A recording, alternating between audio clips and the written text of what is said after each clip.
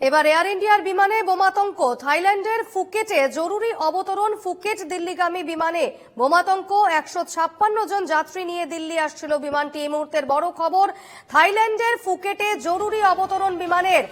আবারও এয়ার ইন্ডিয়ার বিমানে বোমাতঙ্ক, থাইল্যান্ডের ফুকেটে জরুরি অবতরণ। ফুকেট দিল্লিগামী বিমানে বোমাতঙ্কের খবর, 165 জন যাত্রী নিয়ে আসছিল এই বিমানটি। এই মুহূর্তের বড় খবর, আবারও এয়ার ইন্ডিয়ার বিমানে বোমাতঙ্ক, থাইল্যান্ডের ফুকেটে জরুরি অবতরণ। ফুকেট দিল্লিগামী বিমানে বোমাতঙ্ক, 156 জন যাত্রী নিয়ে দিল্লি আসছিল বিমানটি।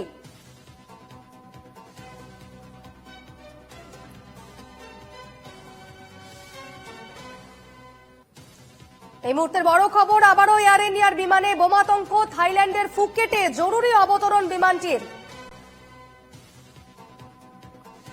কথা বলে নেব, আমাদের সঙ্গে রয়েছেন আমাদের অ্যাসিস্ট্যান্ট এডিটর ইলমাস সৈয়দ। ইলমাস, এয়ার ইন্ডিয়ার বিমানে বোমাতঙ্ক, কি জানা যাচ্ছে?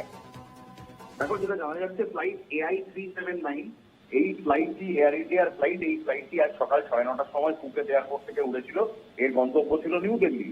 এই ফ্লাইটটি যখন আন্দামান সি এর ওপর লুপ কাটছিল, অর্থাৎ যখন চক্কর কাটছিল, ঠিক সেই সময় একটি ফোন আসে এবং ফোন এসে এয়ারপোর্ট অফিসিয়ালদের জানানো হয় যে ফ্লাইট AI379 এর ভেতর একটি বোমা রাখা আছে।